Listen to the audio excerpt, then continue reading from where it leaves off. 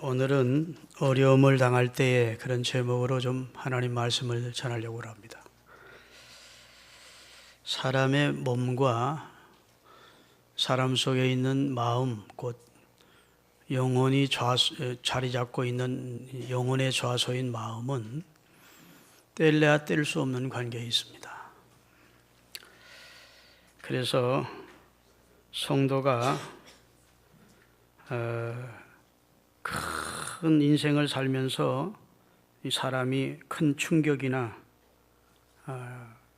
감내할 수 없는 큰 어려움을 당하게 되면, 한마디로 마음고생이 심하면 얼굴도 피부도 육체도 손상이 됩니다. 자, 마음고생이 심한데 왜 얼굴, 피부, 외형적인 육체의 건강이 손상이 될까? 마음과 영혼은 별개가 아닌가, 이렇게 생각하면 잘못 생각하는 겁니다. 다시 말해서 마음고생이 심하면 얼굴이 초췌해지고 흉해집니다. 그래서 마음고생을 심하게 산 사람을 한동안 못 만나다 만나면 얼굴이 어떻게 초췌하네, 무슨 걱정거리 있어? 이렇게 묻게 됩니다. 제가 지금 말씀드리려고 하는 의도는 사람의 마음과 사람의 육체의 건강은 하나로 연결되어 있다는 겁니다. 여러분, 고주망태기 술주정뱅이, 아주 술 먹으면 주사가 심한 사람의 집에 가보면 그 집의 창문들은 거의 다 깨져 있고 집기들도 깨져 있고, 그래서 대부분 어지럽고 깨져 있는 상처투성입니다. 그러나 규모가 있고 성실한 사람의 집에 가면 비록 잘 살지는 못해도 집기들이 다 가지런하고 예쁘게 잘 정돈되어 있음을 봅니다. 그렇죠? 사람의 마음이 육체의 주인이라고요. 이 마음이 병들어 있다든지 마음이 뒤틀려 있다든지 마음에 큰 상처가 있어서 분노로 가득 차 있다든지 하면 이것이 생활로 나타나고 몸으로 나타나게 돼 있어요. 그런 존재가 인간입니다.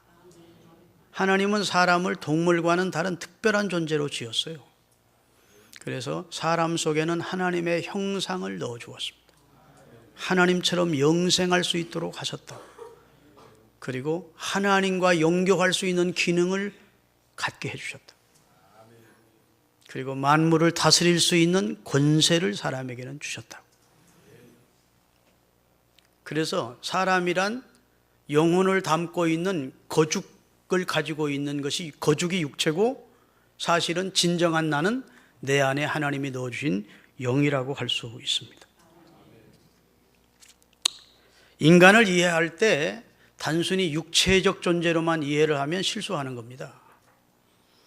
오랫동안 의학계에서는 육체만을 연구했습니다. 그래서 육체를 치료하는데 노력을 다하기 위해서 여러 해부학이나 세균학이나 병리학을 연구를 했습니다. 그래서 육체를 치료하는 기술이 정말 놀라울 정도로 발전을 했습니다.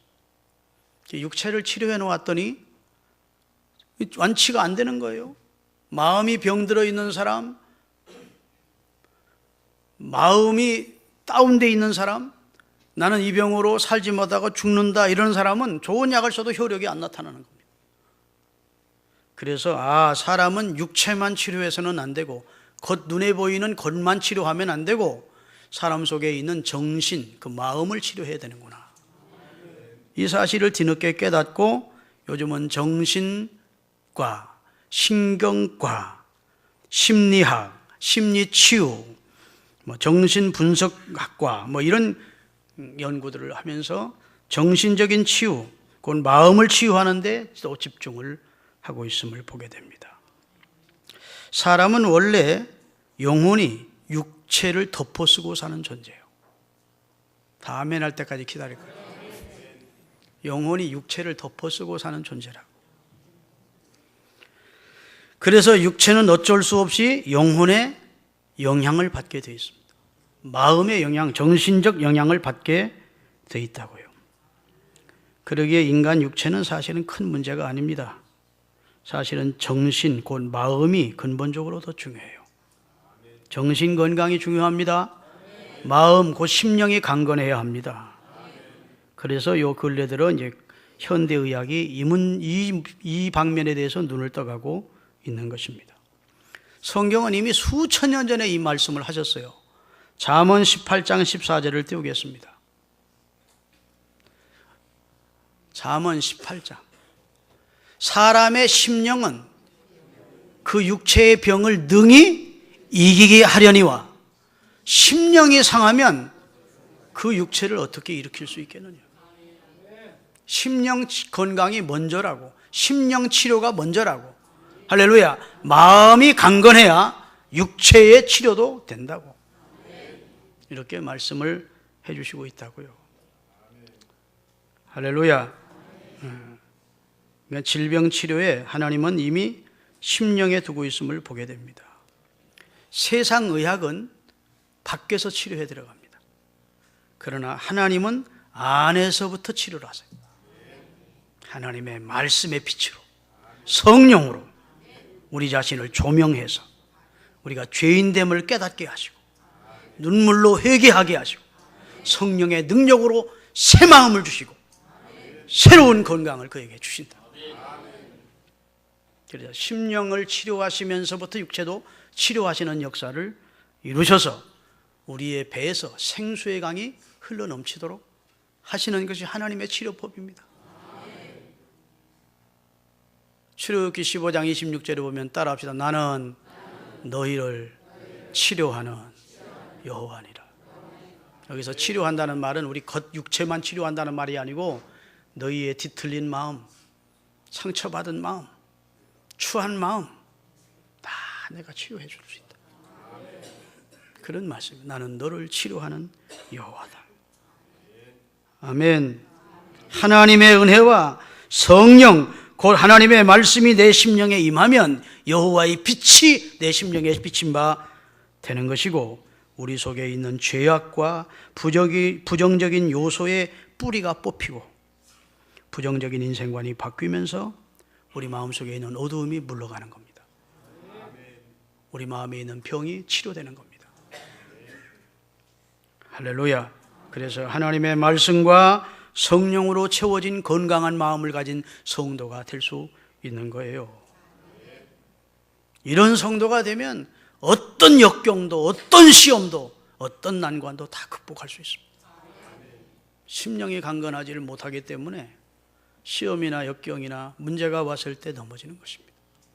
그래서 하나님은 우리의 육체보다 우리의 중심을 더 중요하게 여기십니다. 따라합시다. 사람은 외모를 보거니와 나 여호와는 중심을 보노니. 중심은 우리 마음의 심령을 먼저 꿰뚫어 보시고 심령이 건강하고 심령이 깨끗하고 심령이 강건하기를 원하시는 분이 하나님이세요.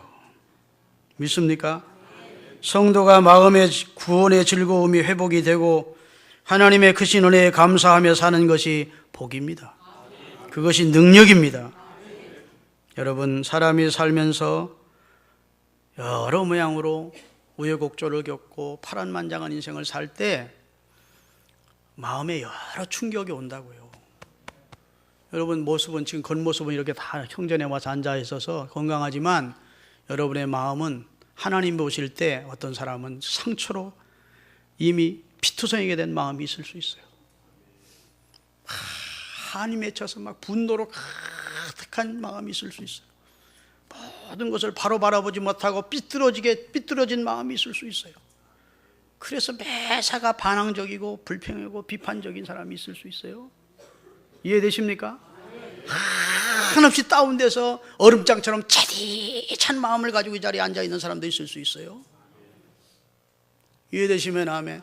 사람의 마음은 사람 자체가 신묘망측한 존재라 다 사람의 마음이 다르다고요. 건강한 마음이 있어요. 청결한 마음이 있어요. 하나님의 은혜를 사모하고 그 은혜에 감격한 그런 정상적인 마음도 있고 한없이 다운돼 있고 좌절해 있는 마음도 있고 상처투성의 마음도 있고 삐뚤어진 마음도 있고 냉랭한 마음도 있고 다 그렇다고. 그런 마음이 치료가 돼야 된다고요. 할렐루야. 그래야 하나님의 은혜를 은혜답게 받습니다. 그런 마음이 아니면 아까 말씀드린 대로 길바닥 같고 가시덤불밭 같고 돌짝밭 같아서 그런 마음에는 복음이 떨어져도 복음의 씨가 뿌리를 못 내리는 경우가 많다고요. 여러분의 마음이 하나님의 은혜로 치료되는 역사가 말씀 안에서 성령 안에서 나타날 수 있기를 예수 그리스도의 이름으로 축원합니다. 지금은 옛날보다 훨씬 살기 좋은 시대를 우리가 삽니다. 옛날에는 보릿고개라는 것도 있었고 척은 목피하며 살았습니다. 그저 장례 내가지고 이자 막 장례쌀 얻어가지고 겨우 달고 그 다음에 농사져서 장례쌀 갖고 이자 갚으려면 너무너무 힘든 우리 농촌 생활이 다 그런 생활이었었습니다. 그렇죠?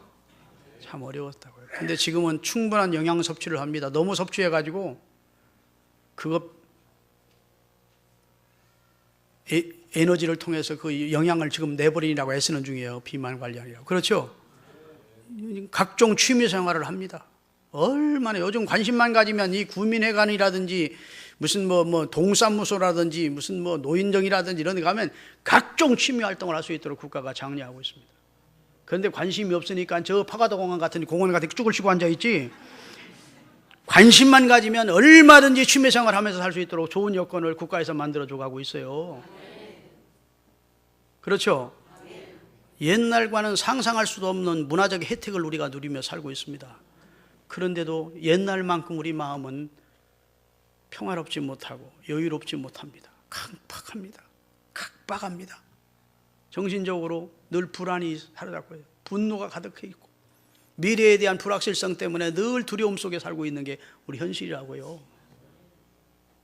그러니까 신장도 옛날보다 커졌고 용모도 옛날보다 다 미남 미녀들 됐고 생활 수준으로 높아졌는데 외형적인 것은 이렇게 발전했는데 실상 우리 이 마음은 옛날보다 더 풍요로워졌다고 할 수 없다고요.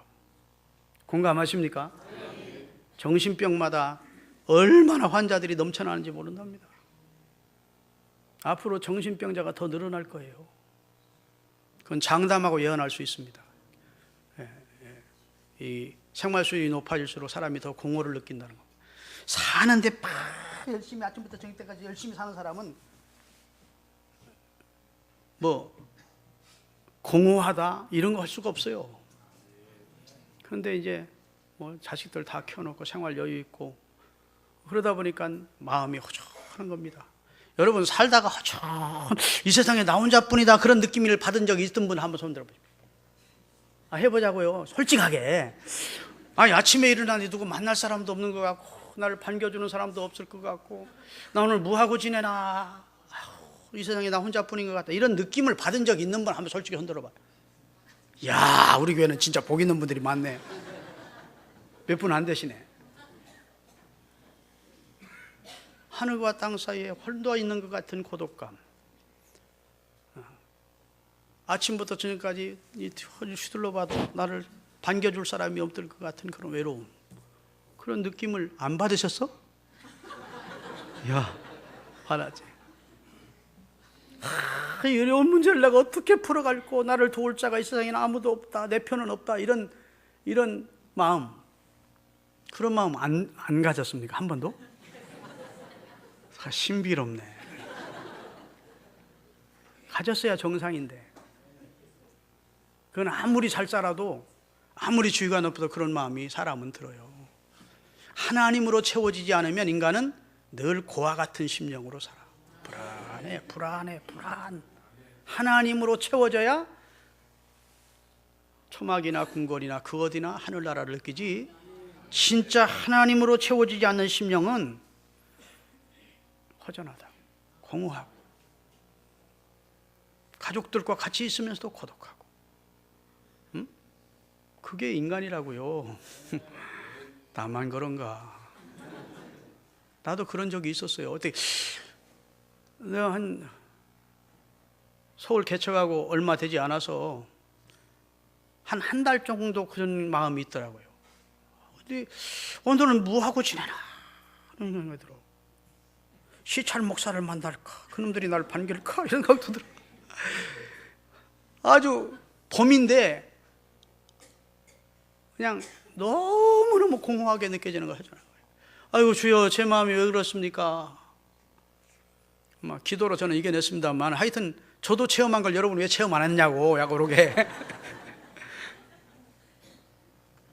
산이라고 바빠서 나는 그런 느낌을 가진 적은 한 번도 없습니다. 그러면 다행이지만 여하튼 사람은요 그런 마음이 들고 야, 인생이 무엇이냐, 차라리 생을 끝내고 싶다, 이런 마음까지도 절박할 때는 드는 것이 인간이라고. 이게 인간의 정치, 원래 그 연약한 우리 인간이라고요. 아멘. 그러면 중요한 것은 여러분, 그럴 때 제일 중요한 게 어디가 건강해야 됩니까? 여기가 건강해야 됩니까? 발이 건강해야 됩니까? 우리 마음입니다. 마음의 건강. 하나님은 우리 마음의 건강함을 주시는 분.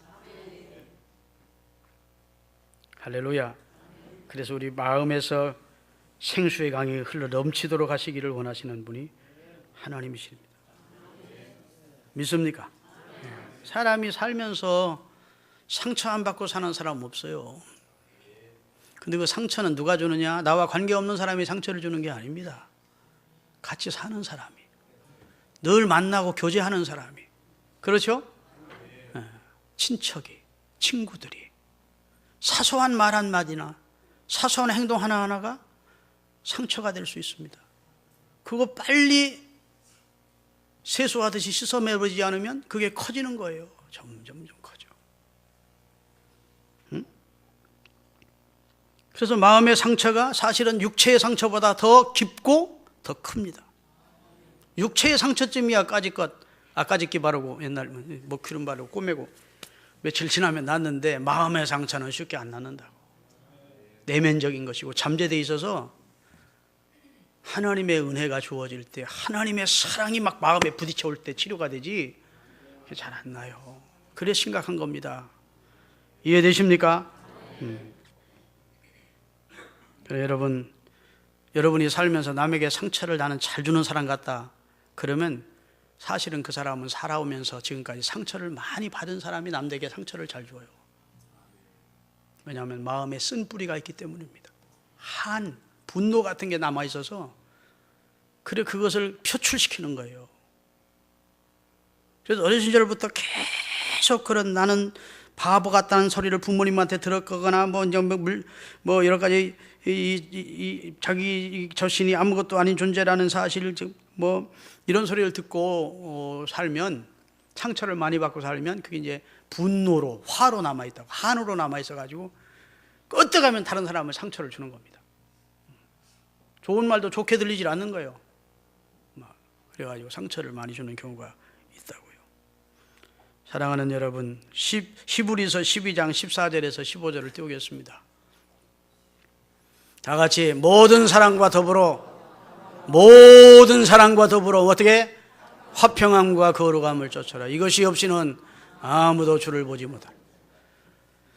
너희는 하나님의 은혜에 이르지 못하는 자가 없도록 또 쓴 뿌리가 마음속에 나서 괴롭게 하여 많은 사람이 이로 말미암아 더럽게 되지 않게 하기 위하여 모든 사람으로 화평함과 거룩함을 쫓으라. 이것이 없이는 하나님의 나라에 하나님을 볼 수 없다. 그래놓고 너희 마음속에 쓴 뿌리가 그대로 남아있는 상태에서는 이것이 가능하지 못하다는 겁니다.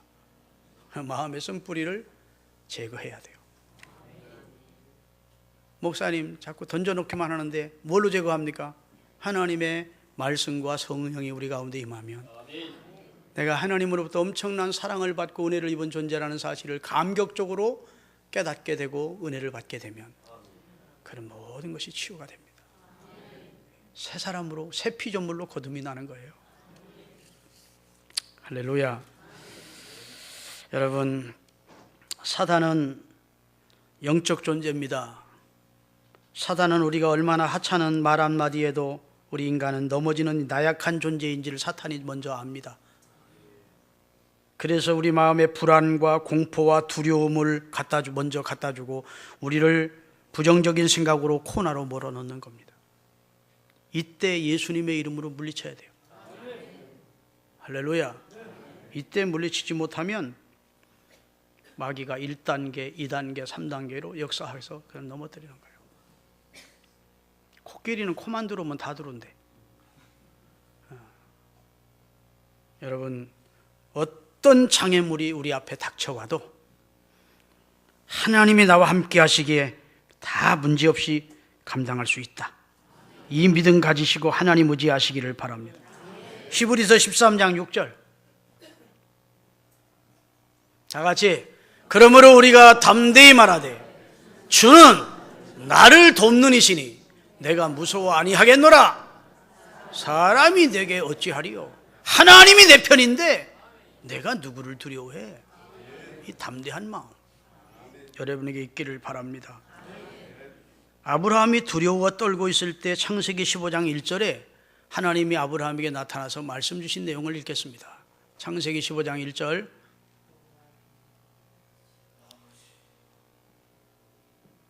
이후에 여호와의 말씀이 환상 중에 아브라함에게 임하여 이르시되 아브라함아 두려워 말라.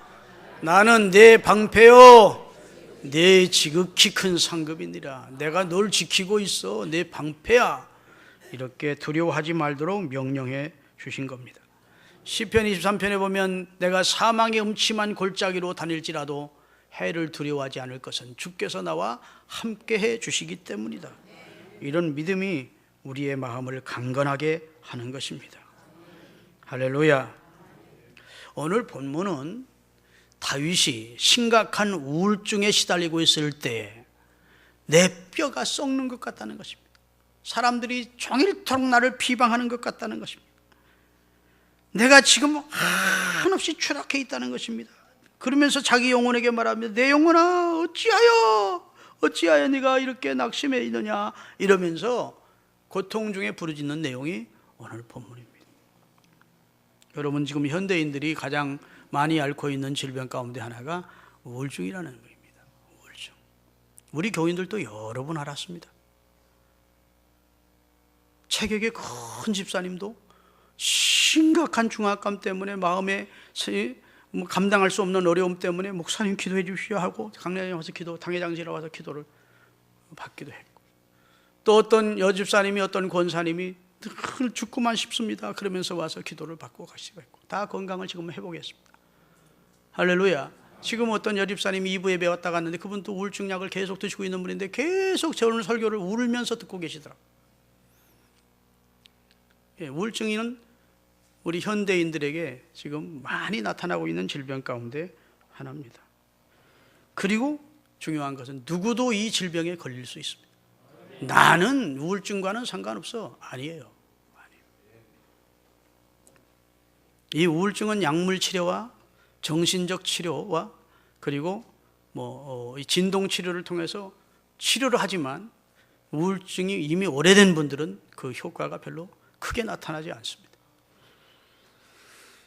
여러분, 우울증은 그렇게 성령 충만받고 금식 기도를 여러 번 한 목사님도 우울증에 시달리는 경우를 저는 보았고, 성령 충만한 목사님 가운데도 우울증으로 고생한 경험담을 쓴 적도 읽어보았고, 할렐루야. 권사님들도 장로님들도 우울증에 고통을 겪는 분들이 있음을 봅니다. 그러니까 우울증이라고 하는 것은 나와는 아무 상관없다, 이렇게 생각할 수 없는 병이 우울증이에요. 우울증의 원인이 매우 다양한데 여러 심리적 요인이 있다고 합니다. 충격이나 스트레스 같은 환경적 요인 때문에 우울증이 오기도 하고, 또는 신경계 또는 내분비계 이상으로 나타나는 생물학적 요인으로 우울증이 생긴다. 다시 말해, 우울증은 다 마귀가, 사탄이가 그 사람을 사로잡아서 그러는 게 아니고 호르몬 분비에 문제가 생긴 것입니다. 세로토닌이라고 하는 것이 있는데 그 세로토닌 분비가 제대로 안 된다는 거예요. 내분비계 혹은 신경계에 문제가 생긴 것입니다. 이 세로토닌이라는 그 효소가 소화관에서 80%, 그 다음에 뇌나 중추신경에 20% 잠재되어 있는데 행복감을 느끼게 해주는 것도 이 세로토닌의 효과래요. 행복감을 느끼게 해주는 물질, 그게 세로토닌입니다. 여러분, 살면서 행복하다 느끼십니까? 그럼 여러분 속에 세로토닌이 문제가 없는 거예요. 기분, 식욕, 수면, 기억력, 학습 능력에 영향을 주는 그 물질이 세로토닌이라는 겁니다. 그런데 그것이 잘 분비가 안 되는 거예요. 안 되면 우울증이 오는 겁니다. 그러면 그 세로토닌 분비가 제대로 몸 안에 그냥 분비되지 않고 발산되지 않고 남아있도록 하기 위해서 항우울제라는 약을 먹어서 결국 세로토닌을 잡아두는 효과를 하는 것이 이 약물치료법이라고 그래요. 아니, 목사님이 무슨 의학 박사도 아니고 어설프게 무슨 그런 얘기를 하십니까? 누구도 걸릴 수 있기 때문입니다. 여러분, 우울증을 따라합시다. 정신적인 감기라고 생각하자. 우울증을 마귀가 그 사람 사로잡아서 사탄의 역사이기 때문에 그렇다. 그러니까 특별히 교인들은 자기가 우울증 걸렸다는 말을 못하는 거예요. 어떻게 신앙생활을 했기 때문에 지금 뭐 우울증 걸려가지고 저렇게 고생을 하나, 이럴까 봐 우울증을 오픈을 못하는 거예요. 여러분, 갱년기를 오픈합니까 안 합니까? 대부분 여자들끼리 오픈합니다. 야, 요즘 막 아이고 나 갱년기 와서 몸이 막 다 뜨거웠다 쫓았다 막 죽겠어. 남편이 그렇게 꼴보기 싫을 수가 없어. 엊그저께 우리 해갑들이라 우리 사남매가 모였는데 우리 막내 여동생이 김연난 전 권사가 우리 자기 남편 탁장로가 미워 죽겠다는 거예요. 그렇게 금실 좋은 부부였는데 오빠 나 요즘 저 갱년기 와가지고 아주 죽겠어. 저 탁장로가 그렇게 미울 수가 없어. 그러니까 우리 집사람한테 그래요. 언니도 우울증 지냈지? 그래요. 우울증이. 그거 심각하다. 우리 집사람이 말을 받으면 하는 말이 남편 냄새도 맡기 싫대. 내가 그래서 심각하게 당신 진짜 내 냄새도 맡기 싫었냐 그래요. 그랬대. 자, 여자들끼리는 갱년기 얘기를 자유롭게 합니까 안 합니까? 그래, 누구도 당할 수 있기 때문에 갱년기 얘기를 하는 거예요. 마찬가지 우울증도 나 요즘 마음이 우울해졌어. 기도해 줘. 아멘. 나 요새 마음이 너무너무 우울한데 집사님 가끔 전화 좀 해주고 좀 내게 좀 관심 좀 가져줘. 이런 얘기를 할 수 있어야 된다는 거예요. 그런데 대부분 아는 목사님들이나 성도들이 우울증 그랬으면 저 신앙생활 개떡같이 해가지고 마귀한테 사로잡혀 이렇게 생각하면 착각이라는 겁니다. 왜? 신경계, 내분계 물질, 세로토닌 물질이 분비되는 것이 문제가 생겨서 오는 우울증이 대만이라는 거예요. 그러니까 우울증에 걸린 사람들을 여러분 대할 때 다시 인식을 새롭게 하실 수 있기를 주의 이름으로 축원합니다. 오래전에 신문기사에 실렸던 내용인데 남편이 출근을 하면서 우울증 걸린 부인에게 여보, 가정에 있는 거미줄 좀 걷어내고 삽시다. 그 말하고 출근을 했어. 그 말은 무슨 말일까요? 실제 거미줄을 걷어내자는 말일까요? 좀 우울한 감정의 거미줄을 좀 제거하자 그런 뜻일까요? 그 말고 할 수 있는 말이잖아요. 정상인들 부부 같으면 그럴 수 있는 말이라고 생각하고 그래! 그러든지 웃기고 있네 그러든지 뭐 그런 거 끝내겠지. 그런데 그 여자가 그날 자살을 했어. 여러분 납득이 됩니까? 그런데 우울증 환자는 우울증에 대해서 조금 이해력이 있는 사람은 이게 납득이 되는 겁니다. 그래서 우울증에 빠지면 모든 일들이 부정적이고 극단적으로 생각이 된대요. 그래서 작은 일에도 분노를 하게 된대요. 별 의미가 없는 사소한 말도 곱깝게 느껴진대요. 그래서 이만큼 우울증이란 사람의 생명을 앗아갈 만큼 심각한 질병이래요. 여러분 그렇게 예뻤던 최진실이가 우울증으로 죽지 않습니까? 돈이 없습니까? 인기가 없습니까? 그래 죽어. 우울증에 걸리면 상식적인 판단을 할 수가 없다는 거예요. 상식적인 판단을 누구든지 할 수 있는데 우울증에 걸리면 상식적인 판단이 안 된다는 거예요. 산다는 것이 아무 의미가 없는 것처럼 느껴진다는 겁니다. 그리고 그 의미 없는 삶을 지탱해 나가는 하루하루가 지옥 같다는 거예요. 너무 힘들다는 거예요. 그래서 그의 모든 삶이 어둡고 불행하고 지옥같이 느껴지는 것입니다. 이 어두운 마음, 우울한 마음을 가지고 있어서는 절대로 그 사람은 행복해질 수가 없는 것입니다. 그러나 이것이 생각만큼 쉽게 우울한 마음이 우리에게서 물러가라 한다고 물러가는 게 아니라고. 나는 예수님의 이름으로 힘을 내야지, 새 마음을 가지고 살아야지, 용기를 얻어야지 해도 이 신경계, 내분계로부터 오는 셀라토닌 억제 이 분비의 이상으로 오는 것은 잘 안 난다는 거예요. 사랑하는 여러분, 이런 우울증, 그렇기 때문에 우울한 마음이 우리 가운데 올 때 어떻게 해야 되느냐, 세 가지만 말씀드립니다. 따라합시다. 우울증 초기에 예수 이름으로 물리치자. 첫째는 우울한 마음이 올 때 여러분 하나님을 앙망하세요. 여호와를 앙망하는 자는 새 힘을 얻으리니 독수리의 날개치며 올라간 것 같아요. 하나님을 바라보라는 거예요. 할렐루야. 두 번째, 자기를 사랑해야 됩니다. 자기를 자꾸 깎아내리고 자기를 비하하고 자기는 못났다고 생각하고 의미 없는 존재라고 생각하고 가치 없는 존재라고 생각하면 안 돼. 나는 하나님 앞에 얼마나 귀한 존재예요. 내 가족에게도 내게는 얼마나 귀한 존재이고, 내 자식에게도 나는 얼마나 귀한 존재이고, 내 부모님에게도 나는 얼마나 귀한 존재이고. 할렐루야. 자기를 사랑해야 된다는 거예요. 자기를 사랑해. 정신분석학 학자가 삭개오도 우울증에 걸렸었대요. 삭개오도 왕따 당하고 살아서. 그래서 예수님을 한번 보기를 원했대요. 근데 예수님이 그 우울증에 걸린 삭개오 집에 찾아가 주셨대요. 아멘. 그리고 그를 구원해 주셨대요. 그리고 그에게 너도 이제 아브라함의 자손이다. 나도 아브라함의 자손이구나. 나도 살만한 가치가 있는 사람이구나. 자기를 사랑하는 사람으로 만들어 주셨대요. 그 다음에 희망을 가져야 됩니다. 우울한 마음이 올 때 물리치고 희망을 가지세요. 여러분, 성경 인물 가운데 우울증에 걸리면 제일 먼저 걸려야 될 사람이 있어요. 그게 요셉이라는 인물입니다. 형들에게 미움받아 애굽의 노예로 팔리고 거기서 억울하게 또 감옥에 갇히고 환경이 정말 우울증에 걸릴 수밖에 없는 상황이라고. 그런데 그 우울증에 걸렸습니까? 걸리지 않았습니까? 우울증에 걸리기는 저는 나중에 축복받아서 애굽의 총리가 됐습니다. 그가 그 어려운 환경을 이겨내고 우울하지 않게 살 수 있는 결정적인 것이 있었는데 그에게 꿈이 있었다.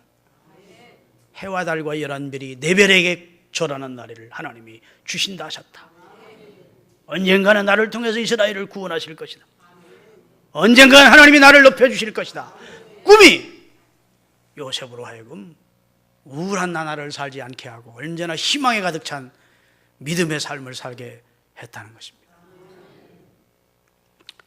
마지막으로 여러분, 우리 성도들 가운데 육체적으로 연약한 자, 마음에 병들어 우울증으로 고통을 당하는 자, 혹은 여러 가지 마음의 상처로 인하여 우울증은 아니더라도 고통을 당하는 자를 대할 때 여러분이 어떻게 대해야 되느냐, 그거 말씀드립니다. 첫째로 따라합시다. 세워주는 말을 하자. 격려해 주십시오. 격려. 어느 교회 장로님 아들이 대학 수능 시험 잘못 보고 자살을 했습니다. 근데 대학 수학 실력이 서울대학 들어갈 수 있는 실력이었대. 근데 서울대학 수석이나 차석이나 장학금을 받을 만한 실력은 못 된 거예요. 그러니까 자살했어요. 그 아버지가 서울대학을 수석으로 나온 사람이래요. 미국에 가서 사바드를 좋은 성적으로 졸업하고 지금 대전에 있는 카이스트 연구소에서 연구원으로 일하고 있대요. 날마다 아들 앉혀놓고 야, 이 새끼야, 응? 내 서울대학교 수석 졸업생인 아들답게 이 새끼야, 공부 좀 제대로 이 새끼야. 너 공부 못하면 이 새끼야, 길거리 가서 데려다가 아무개 양자상포 너 같은 새끼 내보낼 거다 이 새끼야. 늘 그랬대요. 그 병이지. 근데 장로가, 그런 장로가 있었다. 그러니까 나처럼 너도 공부 좀 잘해서 네 이름도 빛내고 내 이름도 내 명예도 세워달라는 거야. 계속 마음에 중압감을 주었는데, 시험을 딱 보고 나는데 괜찮은 성적인데, 모든 사람은 부러울 만한 성적인데도 아버지 기대에 못 미쳤다는 것 때문에 아버지 어머니 죄송해야 하고 자살했대. 실제 있었던 사건입니다. 여러분, 사람은 세 종류의 사람이 있습니다. 첫째로 남을 늘 깎아내리는 사람이 있어요. 그 사람으로 하여금 상처를 받게 하고, 응? 그리고 낙심케 하는 대패 같은 사람이 있어요. 깎아. 송곳처럼 푹푹 찔러대. 교인들 가운데도 그런 사람이 있어요. 두 번째로 다른 사람에게 관심이 없는 사람이 있습니다. 그 사람은 다른 사람에게 영향도 안 줍니다. 세 번째는 다른 사람을 세워주는 사람이 있습니다. 격려해주는 사람. 아멘. 높여주는 사람. 언제나 자부심을 느끼게 해주고 행복감을 느끼게 해주는 그런 말을 하는 사람이 있다. 여러분은 그런 사람 되시기를 바랍니다.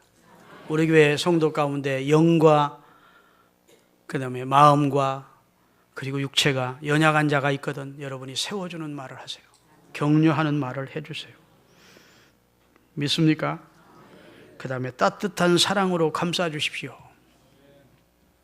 그러하여금 자기가 사랑받고 있다는 것을 느끼도록 해줘야 됩니다. 나를 정말로 사랑해주는 사람이 많이 있구나. 그걸 느끼도록 하면 그 사람이 절대로 극단적인 선택을 안 한다고. 아멘. 이 사람에게 제일 필요한 것이 무엇일까요? 제일 필요한 게 사랑입니다. 어렸을 때 사랑 많이 받은 사람이 살면서도 사랑을 남에게 줄 수도 있고 받을 줄도 알고, 어려서 사랑 못 받고 자고 미움만 받고 사는 사람, 남은 사랑을 줄 줄도 모르고 받을 줄도 몰라. 그래서 문제가 되는 인격장애자들이 많습니다. 왜 하나님이 최고로 좋은 분인가요? 그분은 사랑이기 때문이에요. 우리를 사랑하시기 때문에. 사랑보다 더 좋은 게 없다고. 여러분, 연약한 자를 사랑하십시오. 병중에 있는 자들을 사랑하십시오. 격려해 주십시오. 할렐루야. 그래서 마지막으로 기도해 주십시오. 연약한 자를 위해 기도해 주시고 병든 자를 위해 기도해 주시는 성도들이 되시기를 바랍니다. 기도는 지원 사격을 해주는 거예요. 기도 최고의 적선입니다. 최고의 도움이 기도예요. 배후에서 기도해 주는 중보 기도를 해 주셔서 그 연약한 자들이 다 그 연약함에서 일어나 건강을 회복하는, 그런데 여러분이 일조하시는 교인들이 되시기를 바랍니다. 왜냐하면 여러분도 어느 날 병들 수 있다. 그러면 그런 사람들이 여러분을 격려해 주고 사랑해 주고 기도해 줄 때 여러분이 또 일어나게 된다. 그런 우리 서울신흥교회가 사랑의 공동체가 될 수 있기를 바랍니다. 기도하시겠습니다. 사랑하시는 주님,